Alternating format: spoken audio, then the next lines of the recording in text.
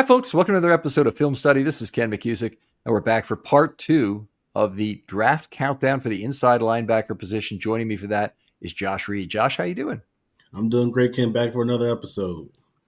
Always fun doing these. I love these shows. Love prepping for these shows. I mean, there's just some of those fun content of the year. Well, we had broadly different set of names in the bottom half of the top 10. In fact, we got 10 through 7 in the first half of the shows, which is what we've been cutting it off, and then doing the top 6. We know we'll have more overlap at that level. But why don't we just go through who your 10 through 7 guys were, and then I'll name my 10 through 7 guys. Yeah, I think we only had like one player that was on the same. So I had at number 10, I had Kane Madrano from UCLA, Colin Oliver, who's the edge off-ball linebacker hybrid from Oklahoma State, Kobe King from Penn State as my number 8 guy, Teddy Buchanan from Cal as my number 7, and then Danny Stutzman from Oklahoma as my number 6.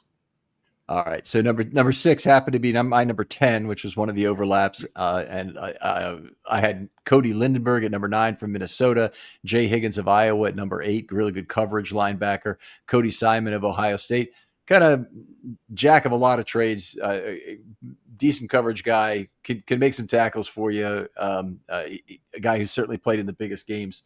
But he was entirely off your list too. So it's always nice when we have a little bit of difference of opinion here. We're clearly not working from different perspectives on the players, making independent choices about who's good and whatnot. I always like that.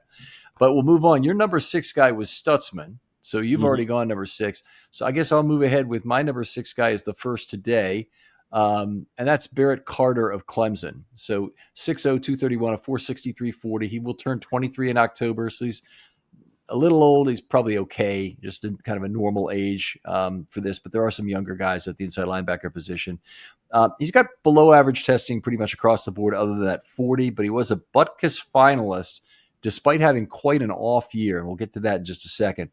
The metrics that I typically present, his stops to missed tackle ratio was still quite good at 4.6, 46 stops and only 10 missed tackles. That's getting up there in the really good range. There are a few guys that are better than that. We're going to talk about them on the rest of this show because all of them are higher on my list. His coverage metrics not as good, 8.4 yards per target. That's not disastrous. Kobe King had more than 3 yards per target more than Barrett Carter, for example, but Barrett Carter allowed 131.6 opposition passer rating, which was the worst of the draftable linebackers. And he's been a better coverage player, by the way, prior to 2024, but last fall he gave up 5 touchdowns, so that was not a good year for him, and that's a problem. What I do like about him, I like him more as a thumper. He is a really good block shedder, one of the better ones in the inside linebacker group. It shows up in terms of his stops to missed tackles, and it shows up probably more for him because his missed tackle number is fairly high. He's got a 13.8% missed tackle rate career, but he's got 10 missed tackles this last year, which is it's probably a little bit on the high side for an inside linebacker at the college level, but he had 46 stops, which is a lot. And there was another player who had more that we talked about in the first episode. I think that's Stutzman.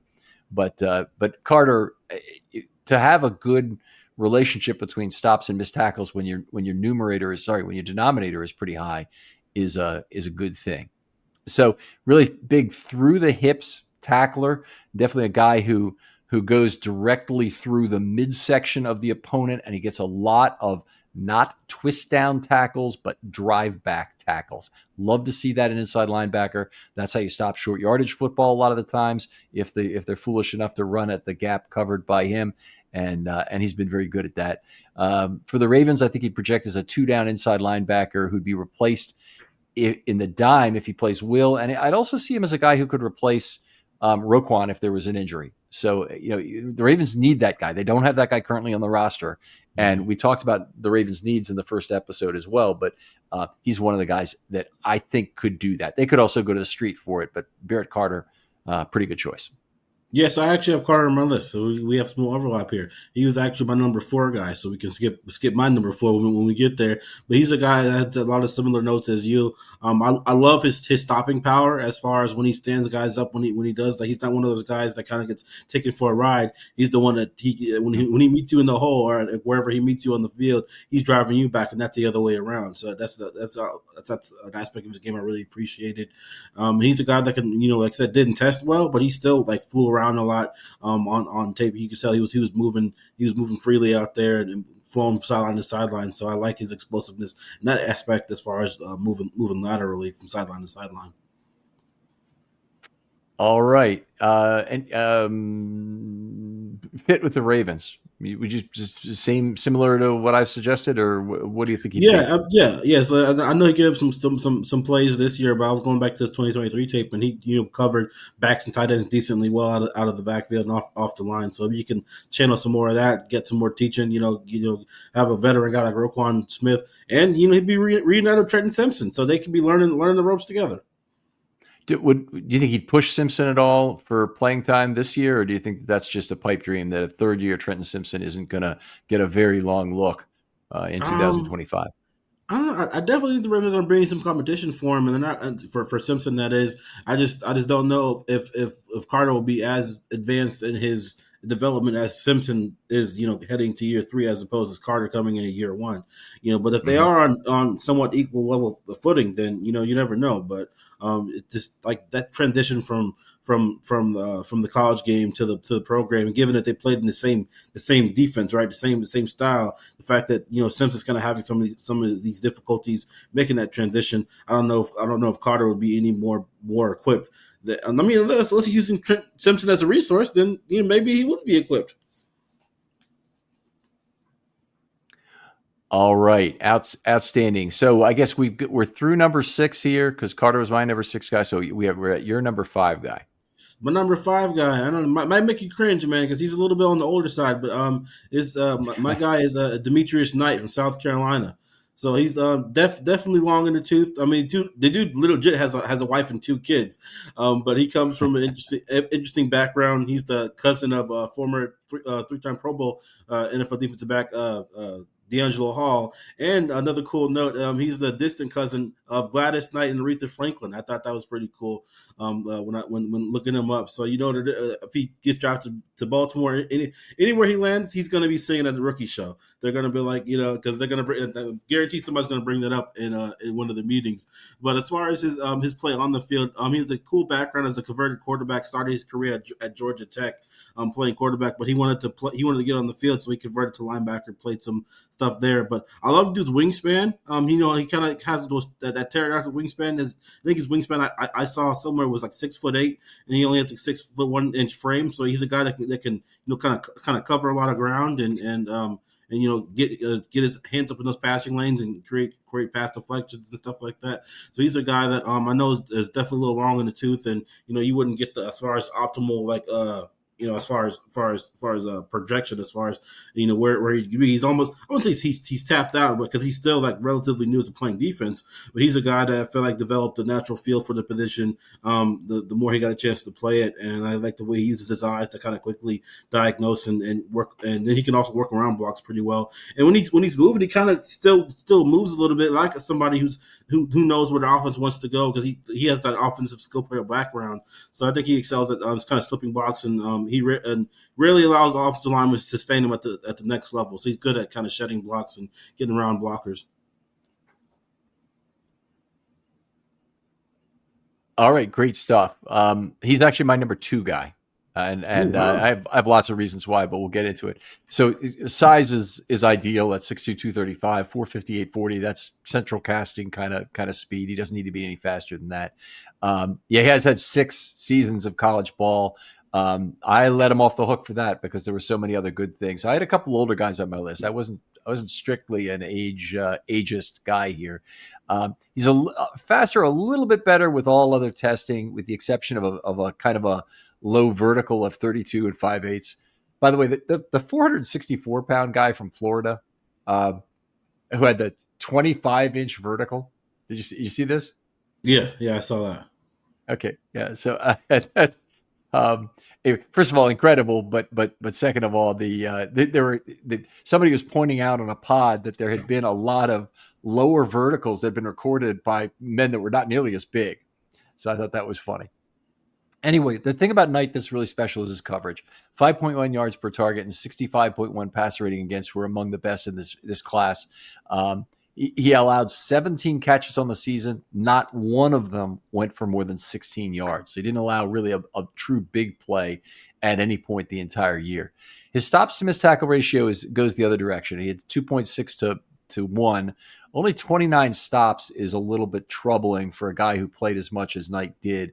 It's 2.5 career, so it's not like he's been a lot better. He's just not a get in the hole kind of linebacker. He's a good downhill player, I would say, and particularly on pass plays, screen pass, swing pass, he's good there. But there are a few too many missed tackles to project him as a +2 down thumper. I think he's a will linebacker. I think you could get him in there and do some good things for you. You might even have him be a sub-package linebacker, at least initially, if you didn't think Simpson was doing that role well enough.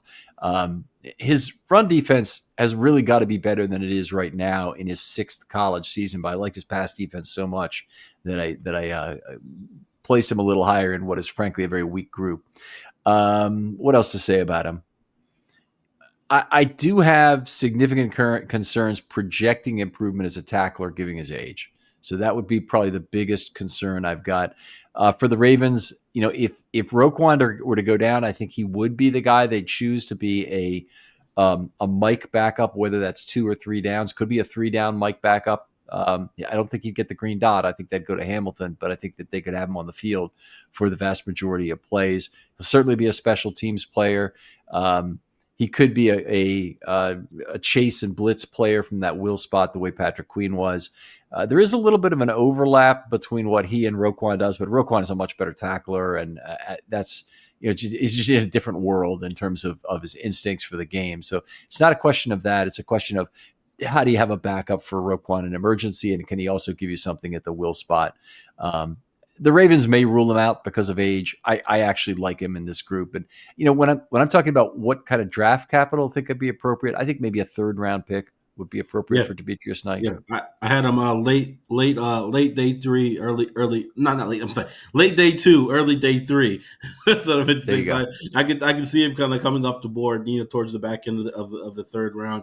And I think age aside, I think he kind of screams Ravens guy to me as far as senior ball guy, high character guy. Dude already has a family, and he has so many of those alluring traits that it's hard to translate from college to the pro game. And you really like those guys with some of the offensive backgrounds, especially when it comes to like having a natural feel for the passing game. I mean, Duke gets great depth as far as when he's dropping his zone coverage. So he's a guy that, because he played quarterback previously, you kind of feel like he kind of knows, has a better, more natural feel. Maybe not always when it comes to route concepts, but as far as the areas of the field where the quarterback likes to go with their eyes. So as a former quarterback, I feel like he has a natural knack for that. Yeah. All right. Outstanding. So that's a name we expect this second show to certainly have more of that. So we're up to number 5 for me, right? Because that was your number 5 guy, right? Yeah. So my number 5 guy, another old guy, Jack Kaiser of Notre Dame, and it's a mix of not really wanting old guys. He's also a short arm guy, which is going to be a problem for shedding blocks at the NFL level. But he's 6'2", 231, 468. It's an other measurement. Again, we question the validity of the thing. He'll be 25 in September, which is the oldest in the group as far as I know. Demetrius Knight may be roughly the same age. He had 6 years at Notre Dame, an average 40 time, short arms. And that's about the limit of the bad stuff. Now, here's the good stuff. He has 6.8 yards per target in coverage, which is just fine. 101.9 passer rating. That's kind of normal for a linebacker. It's very interception dependent, whether you're over or under 100. So if you make an interception, you get under 100. If you don't, you're usually over 100 because you max out that component of passer rating, which is 1/4 of the total, 1/4 of the total factor to it. But here's where it's great. He stops to missed tackle ratio. Had 35 stops which is a good number, and only 5 missed tackles for a 7-to-1 ratio. Not quite the best in the group, but it's fantastic. Only a 4% missed tackle rate career, and 8.5 stops to missed tackles career. So even though he had a great year this last year for Notre Dame, he's been even better for the rest of his career at 8.5 stops per missed tackle. And I think amazingly that was not quite the very best in this inside linebacker group, but it's right up. It's right up there. I will say this: last year there was one guy who was over about 7, and that was Peyton Wilson, who ended up going to the Steelers, who was just one of the really great guys for not missing tackles and making lots of stops. Jack Kaiser is one of the guys certainly in this draft, but there are a couple others. Let's see, what else is it? I have to make a joke about this all the time, but he kind of did accumulate his outstanding tackle record as a man among boys. So you got to think about him playing with his grown man strength. He didn't play full time until 2024. Now that's very odd for a 6th-year player to never have more than 398 snaps previously. So a lot of his record was accumulated in that final year. I think he's probably a better block shedder than his length would indicate. Yeah, So you wouldn't. my notes as well. You had that in your notes too? Yep. Yep. Okay. And a core special teams player.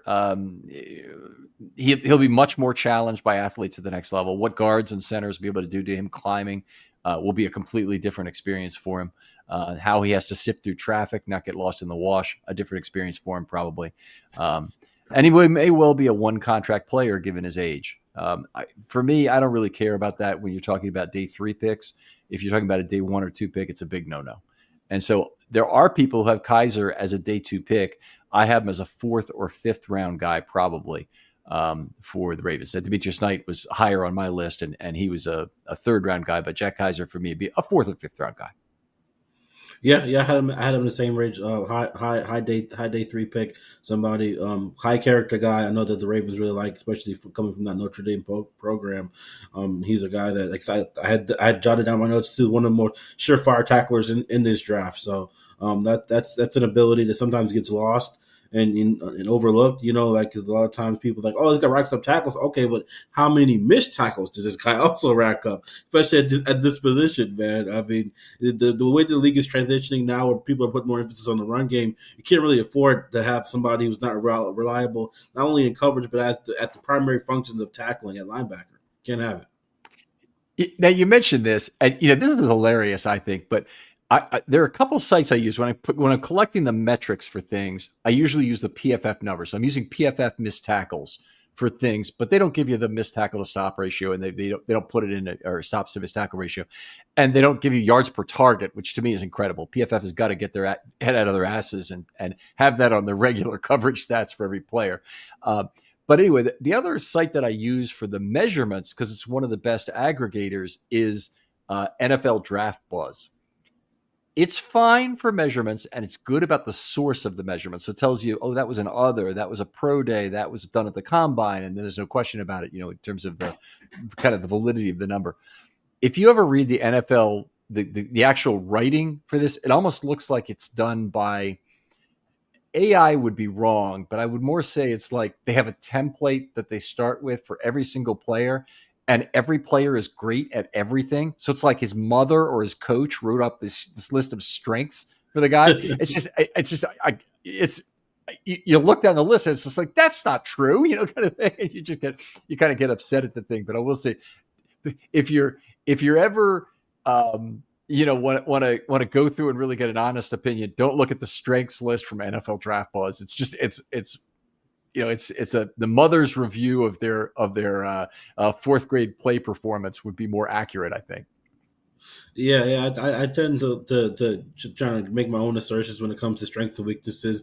Because a lot of times people are just watching highlights and not actually watching, game by game or entire games. Because sometimes you don't need to watch every game from a guy's career, right? But if you go through certain games and watch every clip from certain games or key games against key opponents, like I don't want to watch Alabama versus Citadel, right? Because the guy's gonna rack up a bunch of stats. But if I watch Alabama versus Ohio State, Alabama versus LSU, I'll get a good look at a guy who we're going to be talking about, much earlier in this. And I'd say at the linebacker position, exactly what you're saying is absolutely critical. Every snap, tape is the only way to go. There are some great ones out there for tight ends, wide receivers. I haven't seen yet if they have it for cornerback, but just the tape produces every single touch or penalty for offensive skill position players. That's very well done and is an exceptional. It's an exceptional way to look at like tight ends and how where they're really getting the pass, what kind of passes are they catching. If you want to look at wide receivers, there's no substitute for it. It's exceptionally well done stuff that I found extremely useful. But you're right. I mean, if I like to watch complete games, and I also like to watch representative complete games. So I may not agree with every component of the PFF grading, but if I am looking at a particular game, I either want to look at a game that was particularly challenging for the player, like you kind of mentioned, or I want to at least look at a representative game, something that wasn't his best game of the season, that might show some of his strengths and weaknesses by looking at every play. And I love the fact that you mentioned that, because it's, how you watch tape and how you put together your draft analysis here is so important in terms of getting a meaningful gauge on players. Absolutely. All right, so your number 4 guy, I think, was Barrett Carter. Barrett Carter. There you go. Okay, so my number 4 guy is Jeffrey Bassa of Oregon. A lot of things I liked about him, and he's, in some ways he's just average, but in some other ways he's very good. 6'1", 232, 463, 40. He'll turn 23 in September, so I'm not totally concerned about the age thing. Has a really plus athletic profile, except for a puzzling 734 3 cone, which is in the 16th percentile. I'm not sure if he got hurt or he slipped or something went wrong on the trial, so I'd really have to look into that more, and I didn't do that. He's one of the probably the older inside linebackers in the draft class, but certainly not as old as Kaiser or Knight or some of the other guys we've talked about already on these 2 shows. Coverage metrics are okay: 7.7 yards per target, a 110 opposition passer rating. Again, that's going to be interception based. I don't believe he had an interception this last season. Stops to miss tackles are 3.6 to 1. It's kind of a low number in both cases in his case. That's okay, but it's not the ideal situation. Definitely, one of the things you see is him making all the adjustments in the middle of the defense for Oregon. There's no doubt about who the director is on that Oregon defense. He took a step back in coverage in his senior season. He had 3 interceptions between his sophomore and junior years, and he took a step back with that 7.7 and 110. And I didn't put down his career numbers. I probably should have done that, but he certainly had been better in coverage before that. A little short-armed, which means he profiles more as I think a roaming and chasing will, maybe a blitzing guy, plays more passing downs, provides blitz value. The guys who in Ravens history have done that, Donnell Ellerbe, if you go back a few years, would be a good guy who was just, kind of a 2nd and 10 and a 3rd down inside linebacker a lot, whereas McLean was often in there on the early downs. Queen did play every down, but he provided more as a chase and blitz guy than he did in terms of a coverage or a run stopper. Let's see, what else do we want to say about this? Good sideline to sideline speed when he's allowed to roam. So I think that's something you could look for in the will spot, would help. His coverage is fairly sticky. Now, he had he didn't have any interceptions last year, but he did have a forced fumble on a reception versus Purdue. He's a converted safety. So he's a guy who brings you some of that knowledge of what's happening behind him without actually having to see it. So you often like that. Now, Trenton Simpson also is supposed to have that, and we haven't really seen so much of that yet in these first 2 years. So there would be a concern there. I think he's a guy, if Simpson does not work out, he could be a 3-down will. He could allow the Ravens to go without a dime. He could be the passing down alternative to a dime if the Ravens come up short on safeties again. By the way, there's no excuse for that, for the Ravens to come up short on safeties. They got lots of time to figure out, who they could get. But the way it would fail is if they come up with another guy who's like Eddie Jackson last year that doesn't really fit a role that they need him to play. So one thing I'll say is if the Ravens do draft Bassa, and I think he's probably a 4th round guy, then they have probably lost faith in Trenton Simpson in terms of where he is. I don't think they're going to make that switch with any higher than a 4th round pick, but that's where I would have him. Yeah. That I mean, every turn, they're giving Trenton Simpson a vote of confidence. Whether it's I mean, they haven't been a large luncheon yet, but Hardball last week, at the combine, they talked about it. I mean, I think Hardball going. If you're looking for a better way to unwind, focus, or even get a good night's sleep, listen up. Let me tell you about Mood, the online cannabis company that's changing the game when it comes to functional gummies. They've crafted a whole line of federally legal THC blends designed to help with everything from stress to sleep to mental clarity and even some spicier needs if you're into that.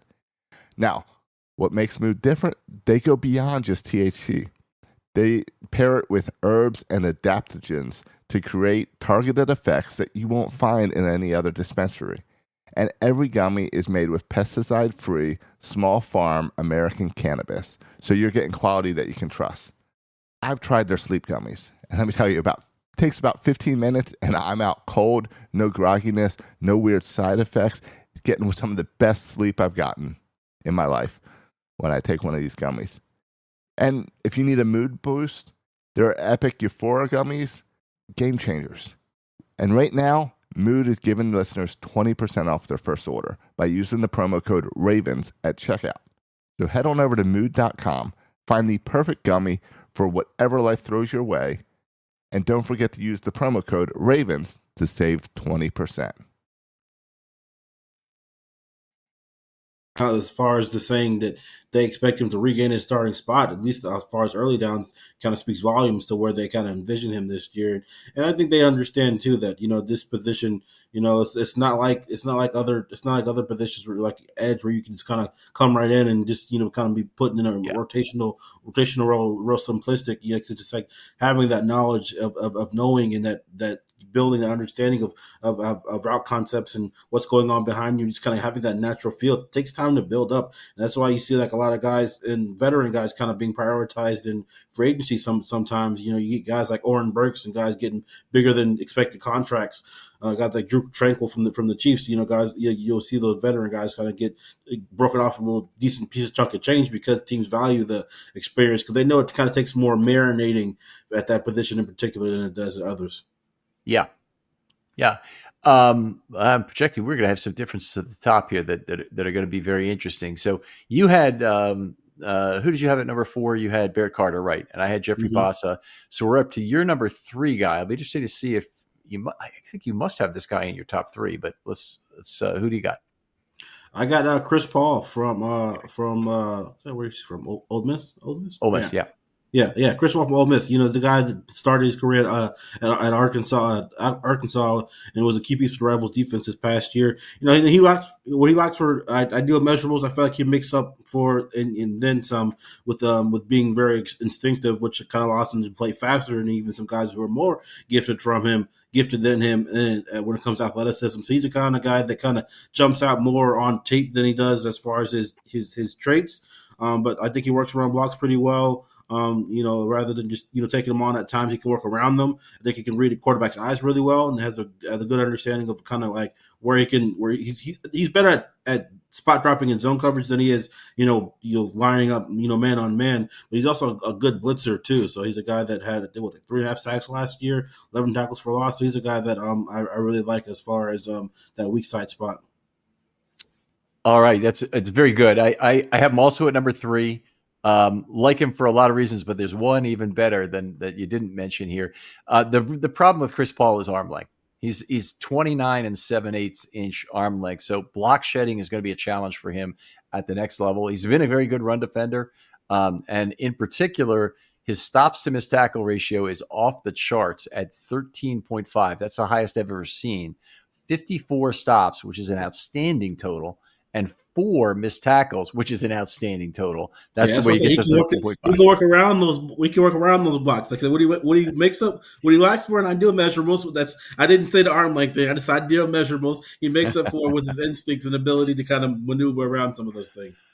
All right. Well, fair enough. It tops the class by a wide margin. That his career is 7.0, which is fantastic. Missed tackle rate of just 7.6%. So he's a guy who certainly whatever shortcomings he's got, I would agree that he makes up for it by getting to the spot very effectively. He has an ability to mirror and run with running backs that I think is going to be good enough for the next level. It's one of the things you really get excited about when you watch him on tape. 7.0 yards per target career, but that breaks down as 9.1 yards per target in his career with Arkansas. And last year, let me just get this right. Well, 230 yards and 33 on 33 targets. That actually looks like 7.0. Yeah, it does look like 7.0. So he was worse than that anyway before. Yeah, he's 9.1 yards per target before. He's 7.0 last year. That's what it is. Okay. So some improvement there is nice to see. I would have some fear that as he plays at the next level, the additional quarterback accuracy is going to expose his length on some crossing routes in particular. Anything where he needs to reach across the body of the receiver is probably going to be a problem. I don't think I'll have a problem with running backs, but I think it'll be a problem or coming downhill. But it'll be a problem on tight ends and wide receivers that he has to trail cover or reach across the body at all. Realistically, I think he's probably a year 2 starter, even though I've got him number 3 on the list here. I think will linebacker is his only possible NFL position. I don't think he's a Mike. He'd have, the possibility he plays on an emergency basis in year 1, but I don't think that the Ravens would put him there to start off. He's an alternative to dime usage in 2025. He'd be a guy that you could put on the field on third down. It's you really want him there more as a tackler, but he can also tackle people short of the sticks. Mm-hmm. So if you have quarterbacks who are forced to throw short of the sticks, he's a guy who could get that ball carrier on the ground. So anyway, that's where I liked him. In a lot of ways, it's his playmaking ability and a lack of missed tackles that really make him the attractive prospect. Yeah, I'm lockstep with you, man. And he was a guy that I really enjoyed watching in preparation for this episode. All right, so we're up to your number 2 guy, and we've already gone through my number 2 guy. But who's your number 2 guy? My number 2 guy is who is it? Carson Schlesinger, another guy who's I love his background. I always love the former walk-on guys. I know he only had 1 year starting experience this past year, but it was a sensational year. He's a guy that's tested off the charts as well. But I think I think the Ravens like guys like this. And just given the fact that he kind of had to work his way up on the depth chart through special teams, earning his stripes there, so he'd be familiar with that. He's definitely a gifted athlete as far as playing with physicality, plays real fast side on sideline. He's really effective blitzer and is a depth and coverage too. I think he has a nice combination of both instincts and kind of understanding blocking schemes as far as where the ball's going. His pursuit, backside pursuit isn't the best, but I think his play recognition allows him to play a little bit faster than just regular click and close. He's a guy that I don't see the Ravens spending a first round pick on. There's only one first round linebacker I feel like in this entire draft, and I think we all know who's going to be next. But he's a guy that the Ravens could target in like a trade back scenario maybe.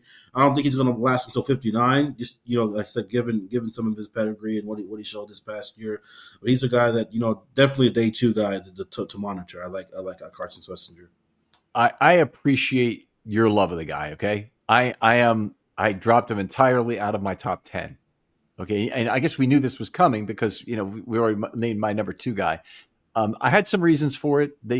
I wouldn't be unhappy if they got him with a day 3 pick, but I would not be excited about getting him on day 2. Not in the second or even in the third round. Honestly, I think there's just too many holes there. 6'2", 242, got the very good size. 470 40 is slow, and that's an other rating, so he's probably slower than that. Don't have an age on him, but he's been in college for a good long time. He had a decent vertical, so that wasn't the problem, but 20 bench rips for short arm guy at 31.625 is not good. He's a team captain. He's a bioengineering major at UCLA. So, I don't think we're going to have a problem picking up the playbook. I don't think that'll be the problem at all. Mm-hmm. But he had only 1 year of the last 3 as a starter, 7.2 yards per target, 100 passer rating against. He's okay in terms of stops to missed tackles at 4.6. Actually, that's pretty good. But he has a thin frame, and he has trouble shedding blocks, which immediately make him only a Will and not a Mike, where he has spent a lot of his time already. I think he's just a special teams player in 2025. Now, there's a lot of guys who fit into that category as well, including some of the higher players. But when I look at him, there's most players in the top 10 have flaws. And I just thought that Carson had flaws across the board. He has flaws about his size, not in terms of the height and weight, but in terms of his frame. Is kind of a lean frame. In terms of his athleticism, there's not a whole lot of testing in total. The source of that 40 is a problem. There's questions about why he didn't get on the field earlier in his career. So obviously there were reasons for that. You mentioned the walk-on thing. Actually, wasn't aware of that, but that's interesting. Functional strength, I think, is a real question in terms of what he does on the field. And there are potential problems that the Ravens will certainly look at. Now, if he's drafted on day 3, really anywhere, I'd be fine with it. Even if they went up as high as, like, say, a 4th round pick for him, I'd be okay. I just really would not be excited. I think the Ravens have other needs, and I think that if we're talking about pick number 91 even, I just really would not be excited about him coming off the board. And if he does come off the board before then, he's one of the players that I'm like wiping my brow and saying, phew, at least he didn't, the Ravens weren't tempted to take him, with a slightly later pick. And I had like about one of those at every position. And it's not the guy's a terrible football player. He's not. It's just, I think there's a lot of questions about who he is. And I think other people I see more obvious fit into the Ravens defense than Schwessenzer. So not a terrible player, but I respectfully dropped him to the honorable mention category at number 12 on my inside linebacker list. Yeah, I mean, I think it's a different structure for different folks, man. I love the guy's story, and I feel like there is something a little bit untapped there. Sometimes people kind of get the bugaboo, like, oh, well, you're in college this long, how come you didn't you didn't break through? But sometimes the opportunity just doesn't materialize itself for people, and that's why you see guys like Teddy Buchanan. Not that he didn't get his opportunity at UC Davis, but sometimes when you do get opportunity some guys go to different places to find opportunity. Carson Schwessenzer stayed at UCLA and earned his opportunity. So got a lot of respect for that. And I don't anticipate the Ravens drafting him just because of where he's projected to go. I think he's going to be one of the guys that goes in between pick 30 whatever and I think he's going to be gone before they're on the clock at 59. So I don't think we have to worry about it. It's just some guy I did like watching, and I think there's something there that he could be some untapped potential there. Yeah. All right. Well, fair enough. He had 101 total snaps at UCLA prior to 2024. So there is I think there are questions there. All right. Well, our number 1 guy is the same. Why don't you start off with him? Yeah, Jahad Campbell, man. What can I say about Jahad Campbell, man? He's the guy. The guy he's the total package as far as what he could bring to the table for the Ravens as a weak side linebacker. I mean, I don't know if you're aware of his medical situation at the moment. He's a guy that probably wouldn't be able to push Trenton Simpson right away because he's recovering from a torn labrum. That he recently underwent surgery on coming out of the combine. He's a guy that I feel like can do it all. Just like he doesn't have I don't feel like he has the best instincts, but he's so damn athletic that he can make up for he can make up for everything on the field, man. I mean, he's just a guy, a great blitzer, one of those guys that some people even project as a 3-4 outside linebacker because he can do so much for anybody who takes him. He's a guy that could go in the top 20 easily. That could also drop to the Ravens at 27. So he's a guy that I wouldn't be mad about either way. If the Ravens take him in the first round, he's far and away the standout at the inside linebacker group, and so he's still my number 1 guy. But he has a huge medical flag, and that's I think he loses this year developmentally. Is my guess that he could be back in December and whatnot. Honestly, if the Ravens drafted him, I'd want them to stick an NFI on him. And since the thing happened at the combine, it's the same as the Voorhees situation, and they could do that. And it might even be I don't think he's draftable in the top 15 anymore. I think he's long gone from that. He's probably gone from the first round. And I think whoever drafts him, they're going to have a very tough discussion about what his situation is, because he's going to probably be NFI'd for that first year, and he's going to be back in 2026. Now, that not whoever drafts him, because there's some team that won't mess with an NFI designation. They'll say he's too good. He'll be here for 5 years anyway with the 5th-year option, and so we're not worried about getting value out of the guy. I'd be tremendously worried about anybody who has a medical like his. But enough on that. The Jihad Campbell, the player, is an unbelievable talent. 452, 40, 235 pounds, 6'3". His 40, his 10, his broad are all in the 90th plus percentile. His coverage metrics are outstanding: 5.7 yards per target, 87.5 opposition passer rating. His stops to missed tackle ratio is the second best behind Chris Paul in the group, 9.3 to 1, 65 stops. I believe that's the highest number in the class because there's no reason for anybody to have more. But he did have 7 missed tackles, so the 9.3 to 1 ratio is fantastic. Very great speed and instincts, very polished tackler, drives through tackles. We mentioned guys who are stickers and guys who are twisters. He's definitely a stick guy. Very. Oh yeah. I was just echoing your sentiments, man. I'm not sure how much you know about torn labrums, but it's his recovery is kind of like, it really depends on the guy, because I know personally I've had a torn labrum. I torn a labrum bench pressing one time, and so I was in a sling for a few weeks and couldn't bench press for a while. But it's something that it's kind of like depending on like how your body, and also the degree of the tear too.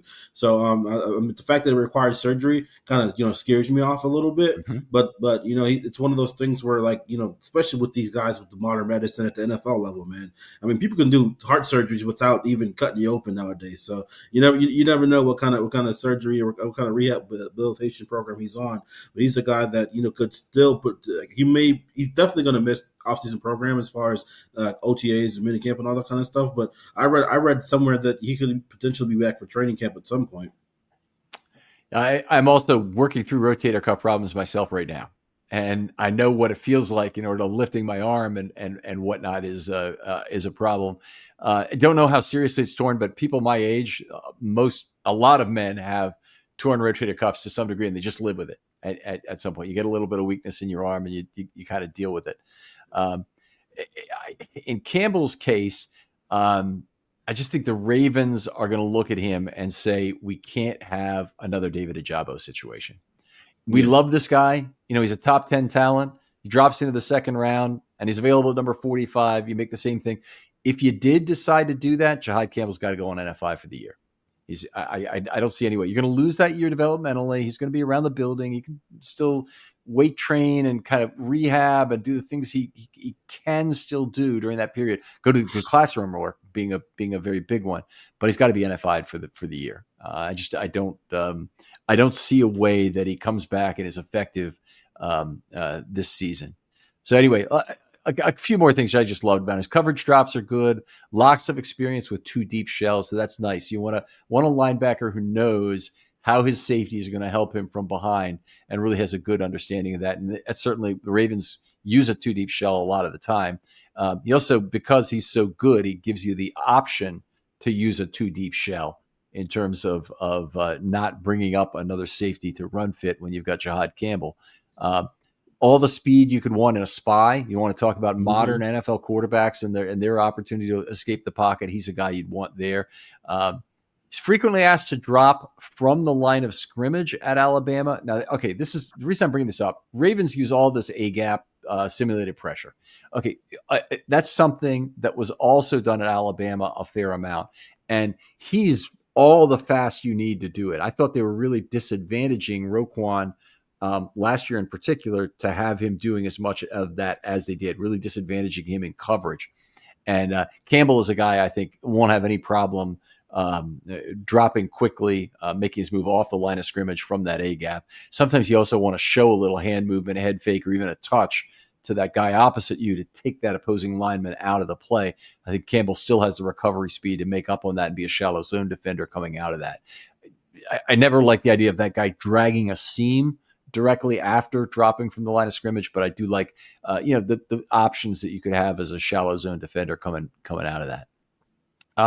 His block shedding was okay. I don't think he was top of the world in terms of block shedding, but he's a great athlete, that's for sure. No serious weakness that can't be mitigated with additional coaching and additional strength at the NFL level. The only problem is this medical flag.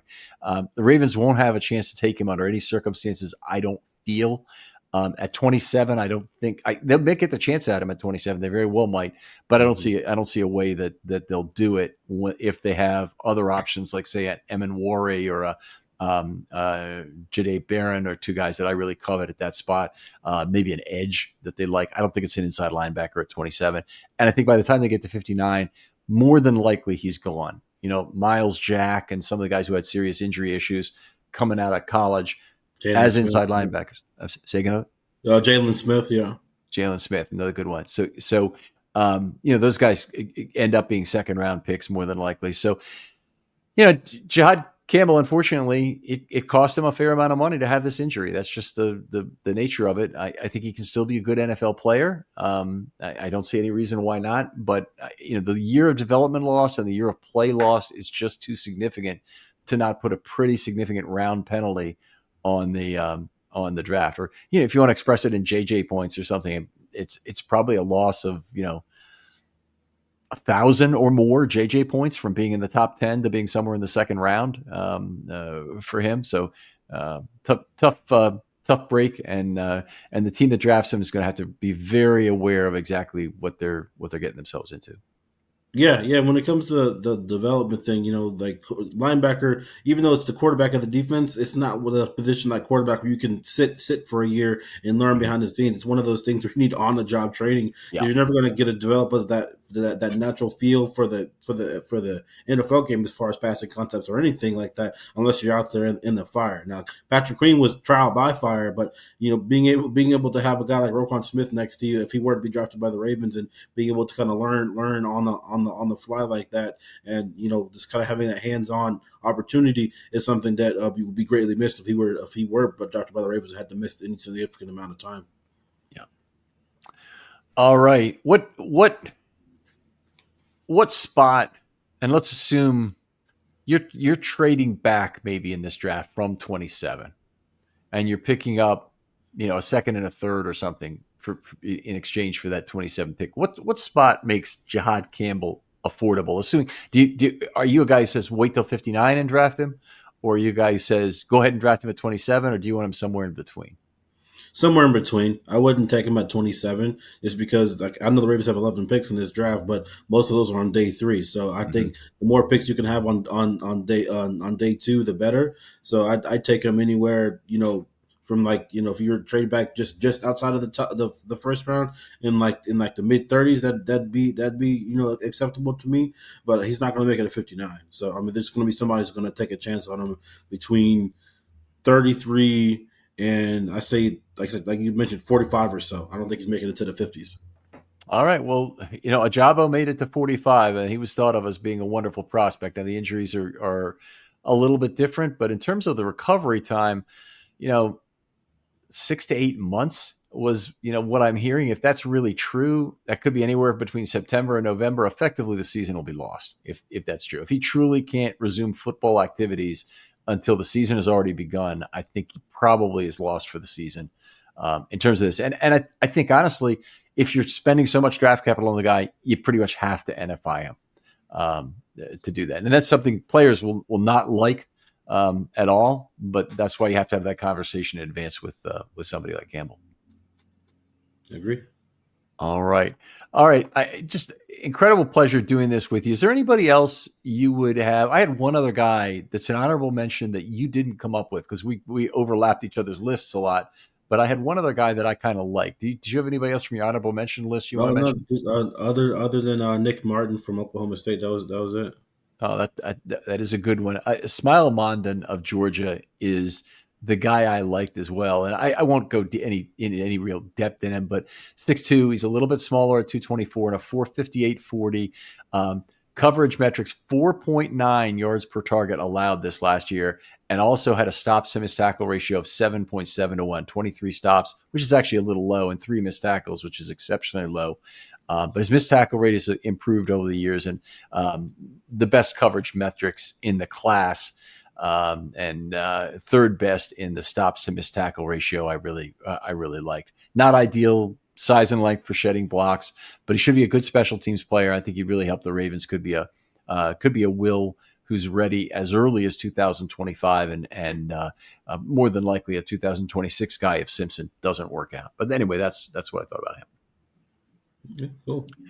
All right, Josh, tell folks where they can find your work online or talk to you if they want to. Yeah, you can always talk to me online on Twitter at JoshReed907. And as far as where all my Ravens content is, you can find that at Ravens on SI. It's the Baltimore Ravens affiliate for Sports Illustrated.